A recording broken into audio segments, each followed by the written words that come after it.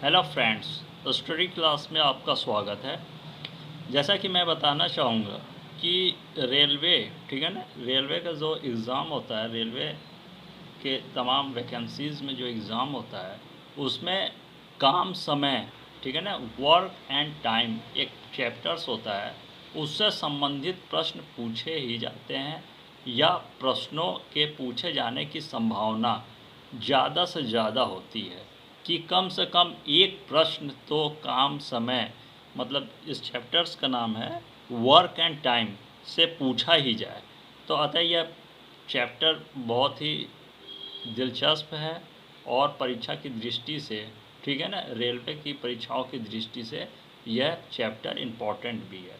यहाँ मैं बताना चाहूँगा कि 90 दिनों में, ठीक है ना, 90 डे, 90 दिन जो लगभग हैं, उसमें मैं आपको सामान्य प्रश्नों के साथ साथ ग्राफ से, ठीक है ना, ग्राफ से संबंधित प्रश्नों को भी लगवाऊंगा समय समय पर। बीच बीच में आपको ग्राफ से संबंधित प्रश्नों को भी हल करवाऊंगा। यहाँ सबसे पहले मैंने एक प्रश्न लिया है, काम समय से संबंधित यह प्रश्न है।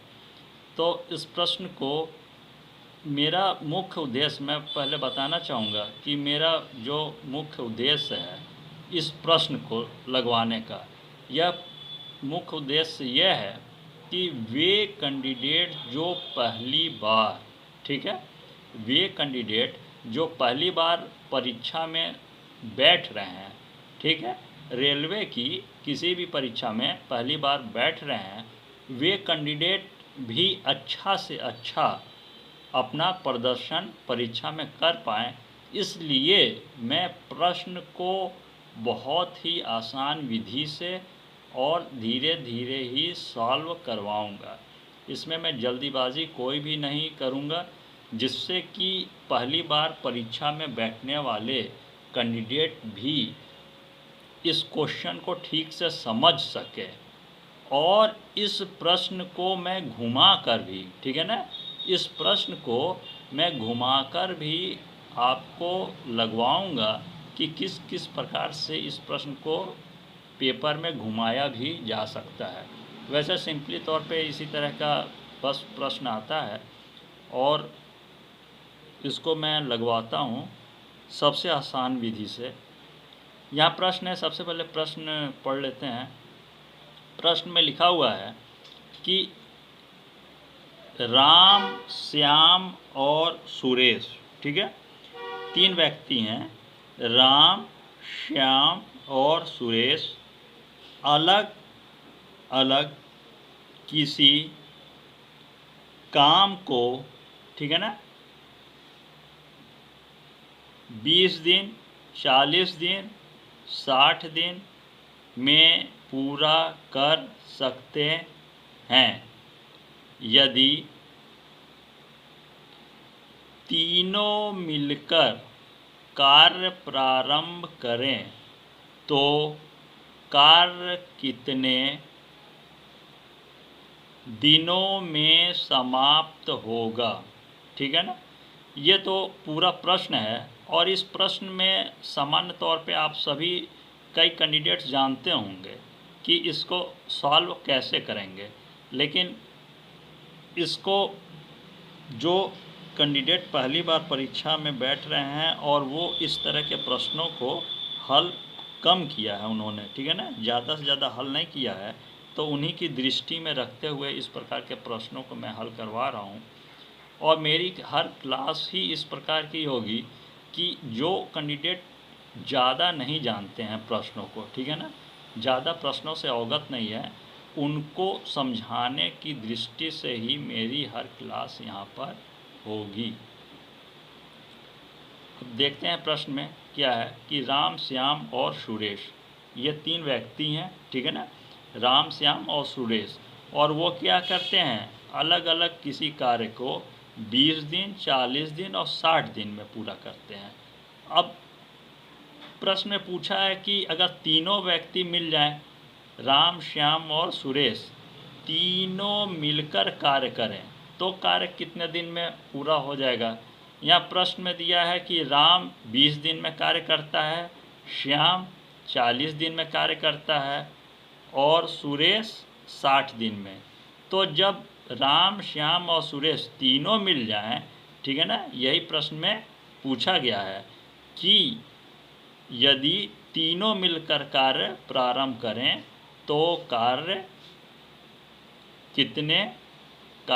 कितने दिनों में समाप्त होगा।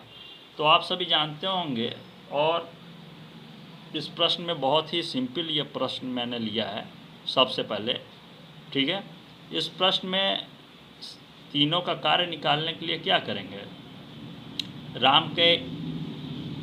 राम द्वारा किया गया एक दिन का कार्य क्या हो जाएगा, 1/20। श्याम द्वारा किया गया एक दिन का कार्य हो जाएगा 1/40, और सुरेश द्वारा किया गया एक दिन का कार्य हो जाएगा 60 दिन है, तो एक दिन का कार्य हो जाएगा 1/60, ठीक है ना। तो 1/20, 1/40 और 1/60 को क्या कर देंगे, जोड़ देंगे, प्लस कर देंगे। मैं यहाँ लिख कर भी बता दे रहा हूँ। तीनों का, ठीक है ना, राम, श्याम और सुरेश तीनों का मैं लिखकर इसलिए बता दे रहा हूँ, परीक्षा में इस तरह लिखने की कोई आवश्यकता नहीं है, आप शॉर्टकट में प्रश्न को सॉल्व कर सकते हैं। मैं लिखकर इसलिए बता दे रहा हूँ कि किसी भी कैंडिडेट को किसी भी प्रकार की असुविधा न हो, ठीक है ना। तीनों का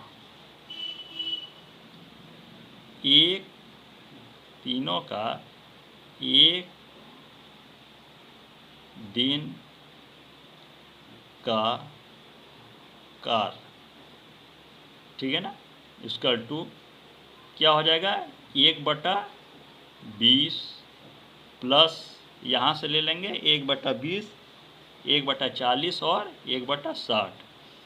तो 1/20 हो गया, उसके बाद क्या हो जाएगा 1/40 प्लस सबसे लास्ट में क्या हो जाएगा 1/60। अब इसमें आप जानते होंगे कि इसके बाद क्या किया जाता है, इसके बाद सिंपली तौर पे आप क्या करेंगे कि 20, 40 और 60, ठीक है, 20, 40 और 60 तीनों का क्या निकाल लेंगे, एलसीएम, लघुत्तम समापवर्तक।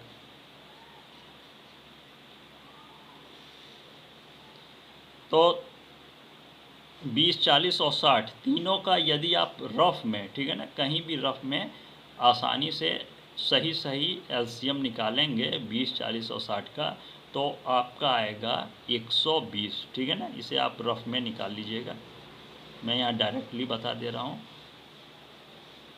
तीनों का एलसीएम हो गया 120। अब 20 से आप 120 में क्या करेंगे, सबसे पहले डिवाइड करेंगे, भाग देंगे, तो क्या हो जाएगा 20 छक्का 120 और 6 का गुणा 1 में हो जाएगा, तो 6 एकम में 6 प्लस है तो प्लस हो जाएगा।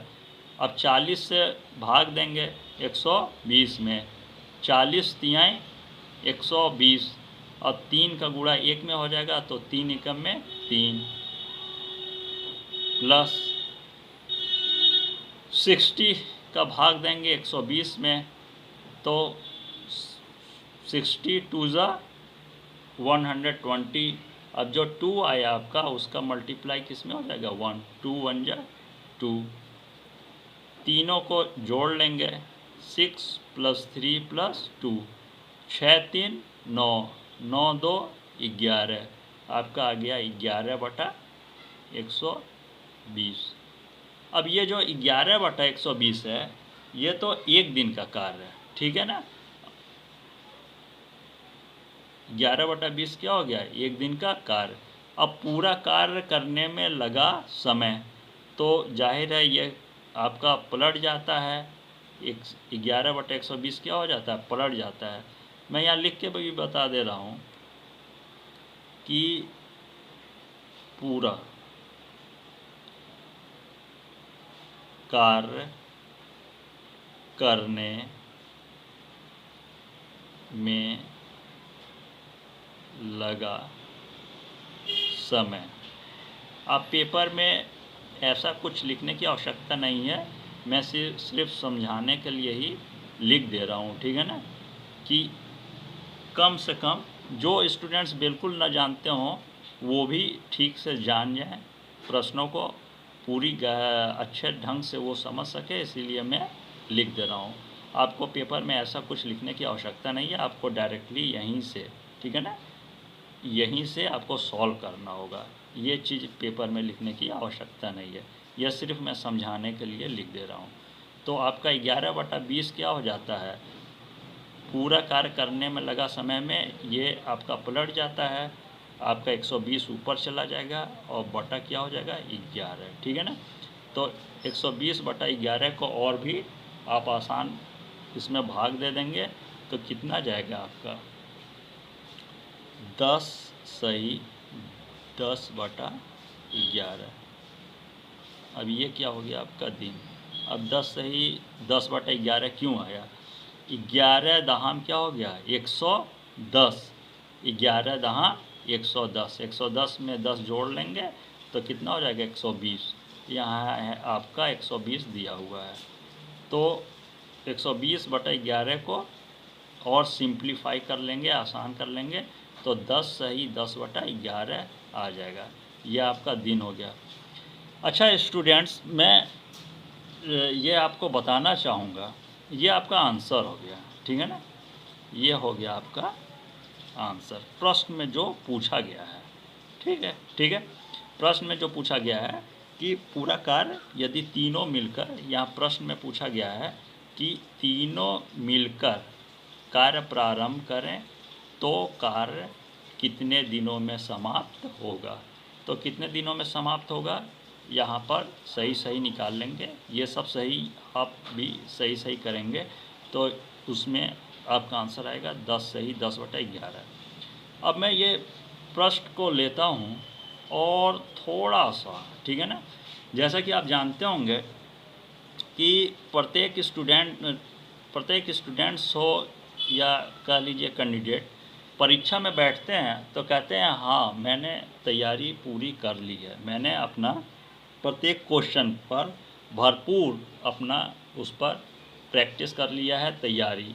और यह जो प्रश्न दिख रहा है, ठीक है ना, ये जो प्रश्न आपको पूरा दिख रहा है तो कई स्टूडेंट्स इस पर भी अपना भरपूर तैयारी इस तरह के प्रश्नों का किए होंगे, ठीक है ना, और अच्छे ढंग से किए होंगे, बहुत अच्छी बात है।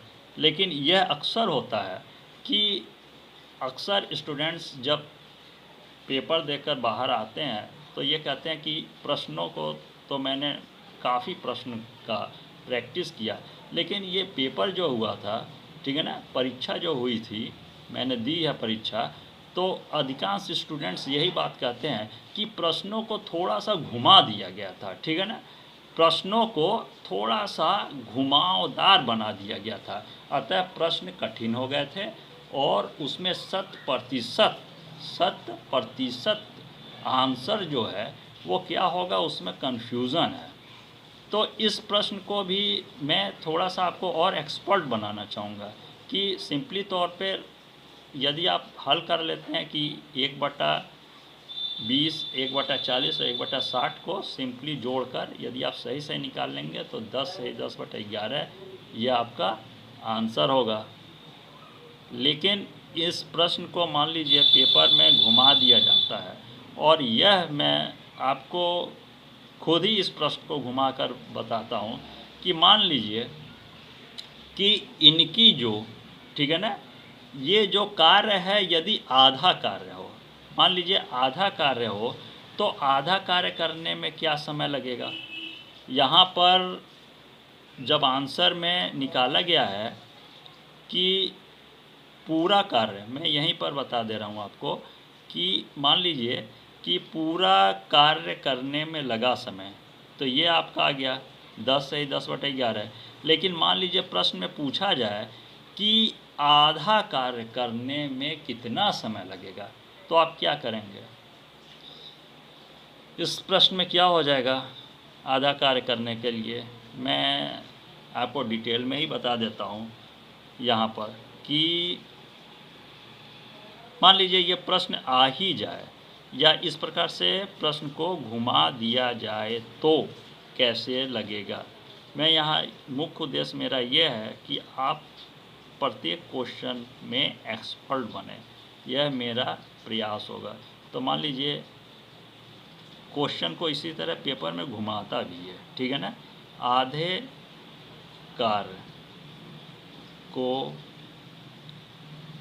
मैं लिख के बता दे रहा हूँ, करने में लगा समय। यहाँ पर होता क्या है कि पेपर में हर प्रश्न को कुछ न कुछ घुमाकर बनाने का प्रयास किया जाता है। अतः यहाँ पर मैं इस प्रश्न का आपको एक्सपर्ट बनाना चाहूँगा कि किसी भी प्रकार से यह प्रश्न अगर घुमा कर पूछा जाए तब भी आप सही लगा लें प्रश्न को, आपको कोई दिक्कत न हो। मान लीजिए पूरा कार्य करने में लगा समय, यह तो पूछा जाता है, और यदि प्रश्न को घुमा दिया जाता है कि आधा कार्य हो, ठीक है ना, आधा कार्य हो तो उसको करने में कितना समय लगेगा।